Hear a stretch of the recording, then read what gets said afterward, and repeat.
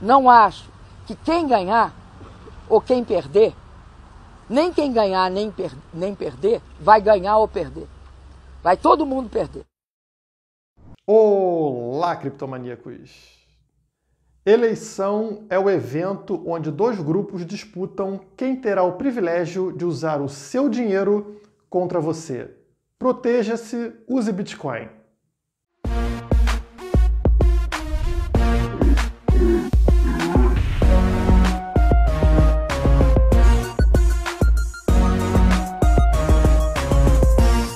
Como sempre, por favor, não esqueçam de deixar aquele like no vídeo, porque isso ajuda muito a gente, enquanto a gente ainda existe, né? Outros canais aí estão sofrendo represálias por parte do YouTube, como o próprio Visão Libertária. Mas, enquanto a gente existe, se inscreve no canal e deixa o seu like. Eu juro para vocês que eu queria falar sobre o Bitcoin a 14 mil dólares, né? Ele passou dos 14 mil dólares, mas não dá. Eu vou ter que falar das eleições porque é impressionante. Você liga a televisão e esses caras, esses jornalistas, conseguem a proeza de falar 48 horas sobre a mesma coisa. Aquele mapa dos Estados Unidos no fundo da televisão ali, e eles apontando que no estado do Wyoming precisa de mais 3 votos ou 5 votos para mudar para lá ou para cá, e eles conseguem transformar isso numa notícia de 48 horas. Então vamos tentar fazer melhor do que eles e se questionar: quem seria melhor para o Bitcoin? Trump ou Biden? Vamos discutir isso a partir de agora. A primeira coisa que precisa ficar clara é que o Bitcoin não liga a mínima para quem vai ser o presidente dos Estados Unidos, tá? O Bitcoin vai continuar subindo independente de quem assuma o poder nos Estados Unidos ou em qualquer outro país. O Bitcoin não está ligado a um estado.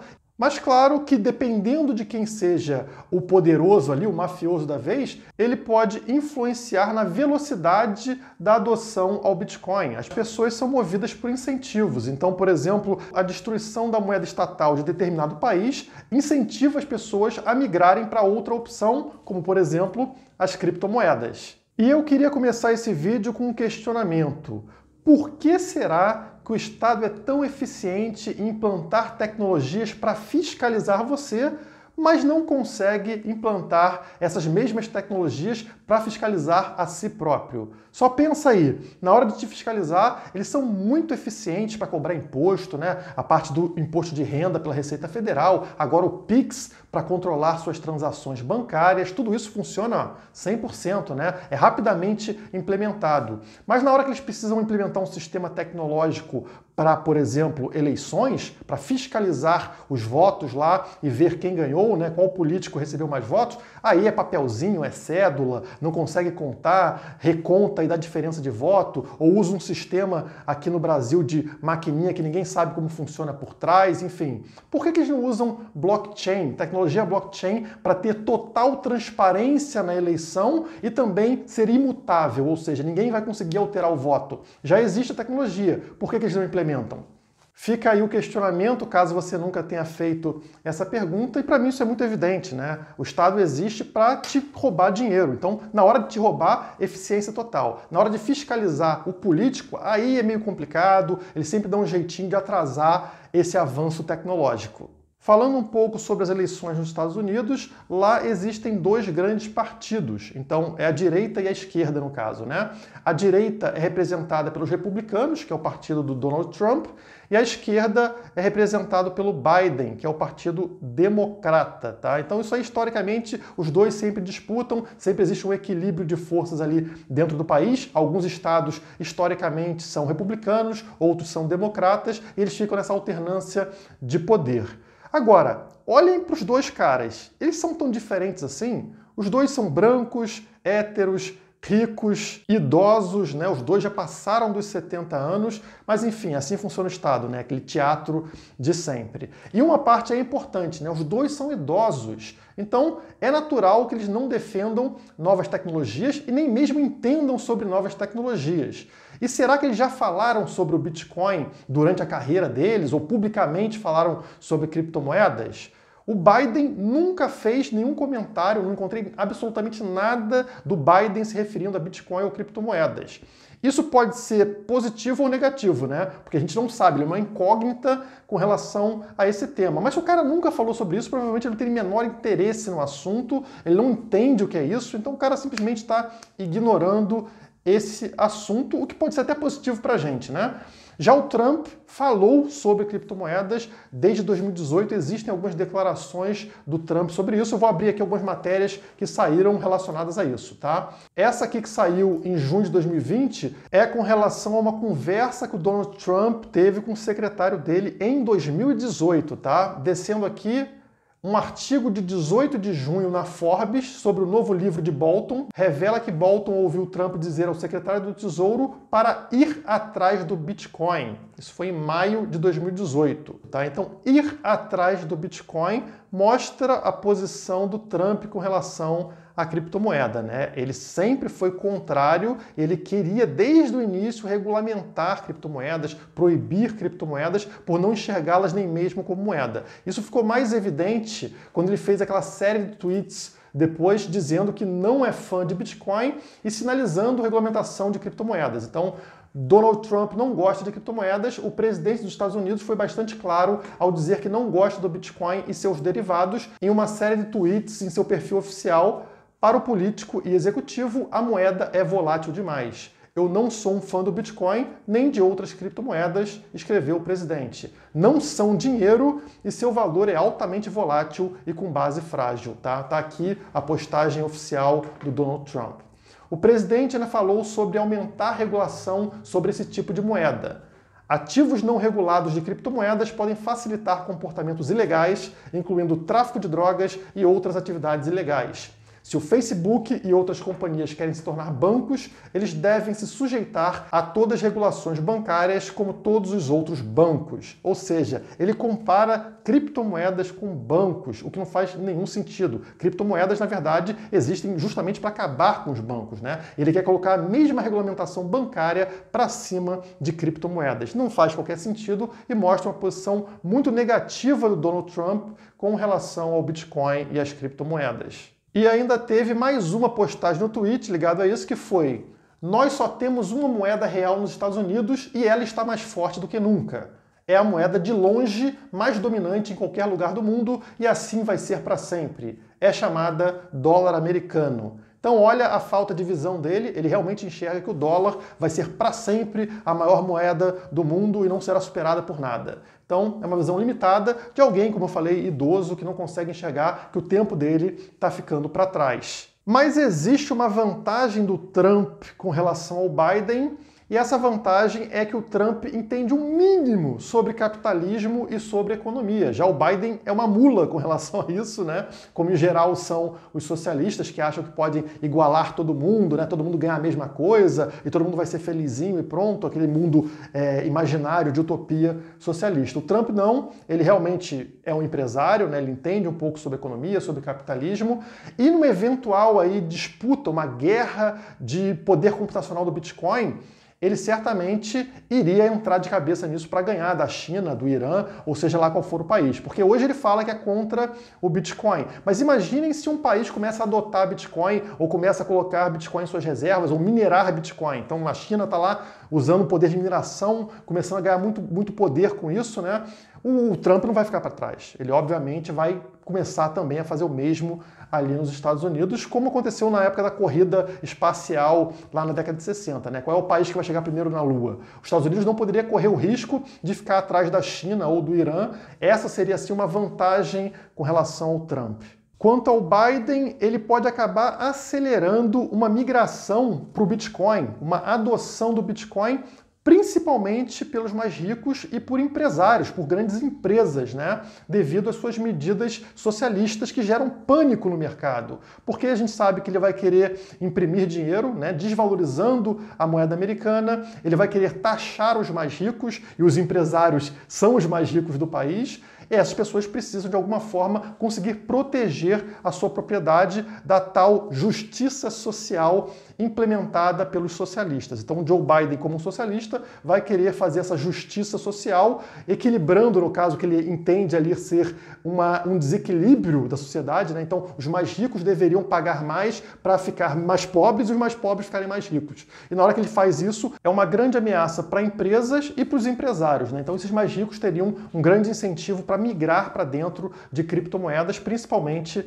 do Bitcoin, o que já começou a acontecer recentemente, né? Com grandes empresas aí colocando o Bitcoin dentro de suas reservas. Por sinal, uma vitória do Biden vai levar os Estados Unidos a um nível de gasto governamental jamais visto na história, né? A tendência é essa, porque ele é um cara que é favorável aos lockdowns aí, por causa da pandemia, né? Então a tendência é fechar tudo novamente, evitar qualquer risco por causa de doença. Na hora que faz isso, a economia vai lá embaixo, a renda das pessoas vai lá embaixo, e aí o governo precisa dar dinheiro para as pessoas, né? Imprimir dinheiro e jogar como auxílio para essas pessoas. Então, a maquininha ali, a impressora, continua rodando muito rapidamente. Isso favorece também a valorização do Bitcoin. E imaginem isso aliado à abertura das fronteiras, né, para imigrantes pobres que querem entrar nos Estados Unidos, que o Donald Trump é muito contrário, mas que o Biden é favorável. Então, entraria mais mexicano, entraria mais pessoas com menos recursos, né, pessoas pobres, que precisam ainda mais de um auxílio estatal, de um auxílio governamental. E como é que os Estados Unidos vai fornecer isso? Imprimindo dinheiro, jogando dinheiro no mercado, desvalorizando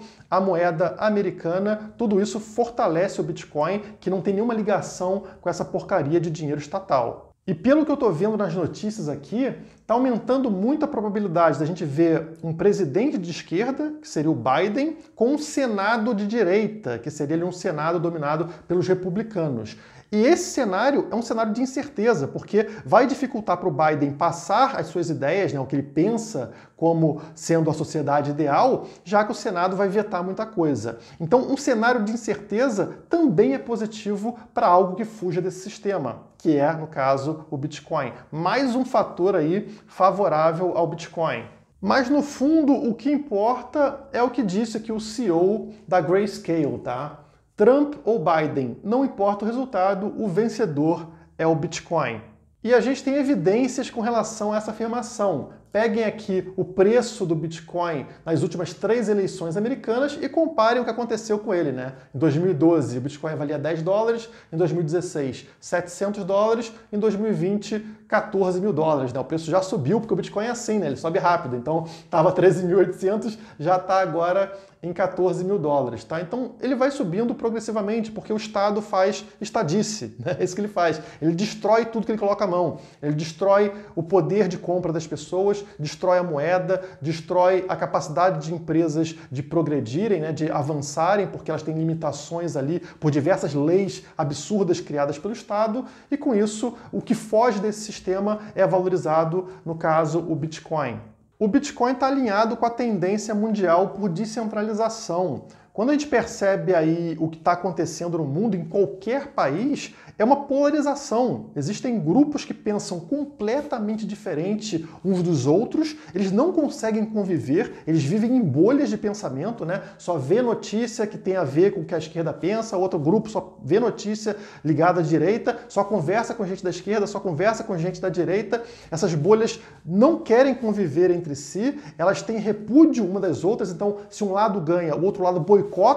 Então não funciona direito, a sociedade fica toda engessada. Por quê? Porque é a descentralização de informação. Você tem a informação que vem da mídia tradicional, tem a ideia que vem da Criptomaníacos e de outras milhões de pessoas aí nos seus grupos de WhatsApp, por exemplo. Então não tem mais um mundo centralizado, onde a informação vem somente de uma fonte, como acontecia antigamente. É natural a formação de bolhas e também é natural a necessidade de descentralização. Essas pessoas não têm que conviver sob as mesmas regras. Isso aí é uma coisa do passado e que está ficando muito claro, muito evidente agora. Por que você vai forçar uma pessoa que pensa totalmente diferente de você a viver nas regras que você acha que são melhores? Não faz sentido. Isso é uma agressão absurda e a tendência do mundo é justamente essa segregação que vai acontecer pouco a pouco.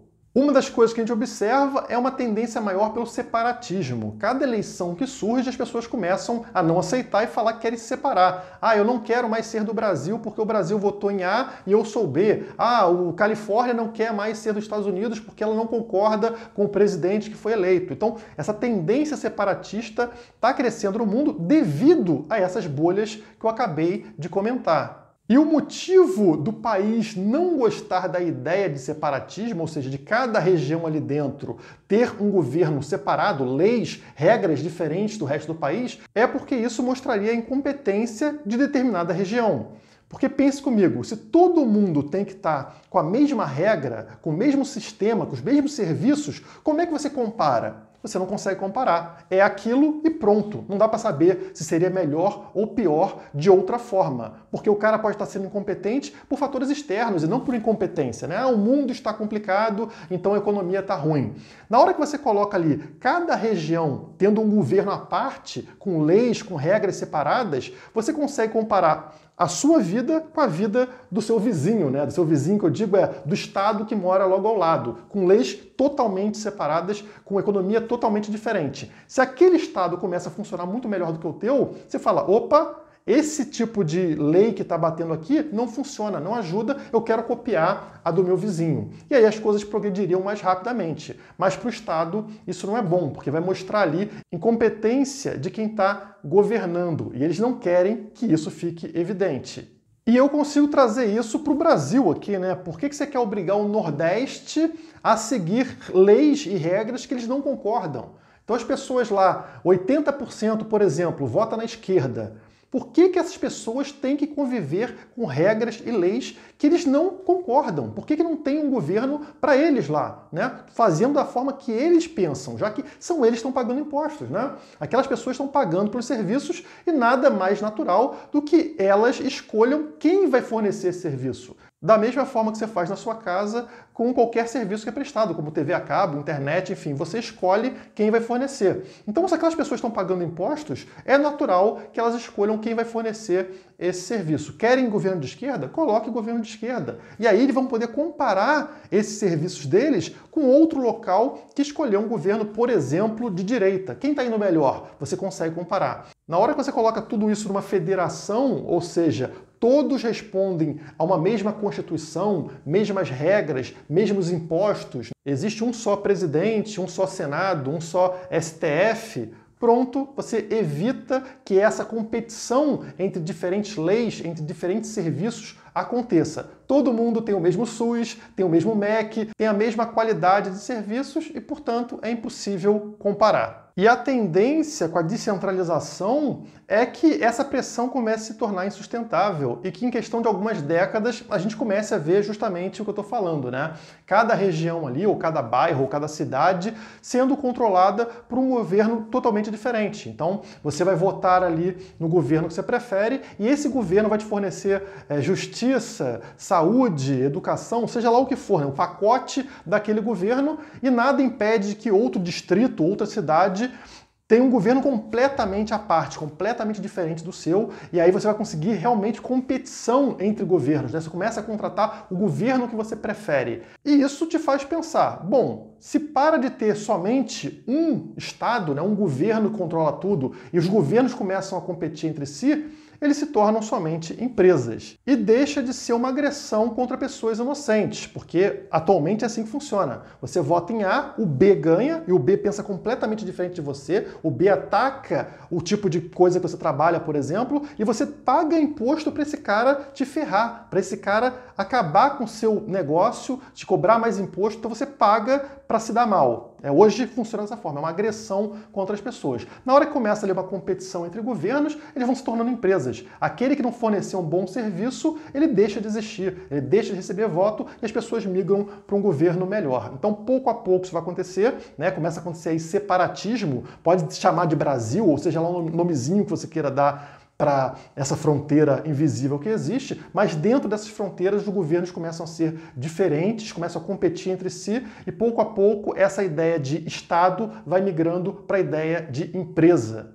E nesse cenário futurista não faz sentido você ter uma moeda emitida por um governo, porque esse governo amanhã pode deixar de existir, né? Você pode trocar por outro governo naquela região, então a moeda precisa ser descentralizada e longe das mãos desse governo. E é aí que nasce a necessidade do Bitcoin ou até de qualquer outra criptomoeda descentralizada futuramente. Enquanto existir Estado, ou seja, uma máfia que agride pessoas para conseguir dinheiro, né, destruindo a propriedade privada dessas pessoas, o Bitcoin agradece, porque o Bitcoin protege a propriedade privada das pessoas. É ele que assegura que você vai manter o valor da sua propriedade independente da ação de determinada máfia. Então, se o Biden ganhar, se o Trump ganhar, se o Bolsonaro ganhar, se o Lula ganhar, nada disso importa porque o Bitcoin está fora desse sistema. Enquanto existir Estado, o Bitcoin vai valorizar.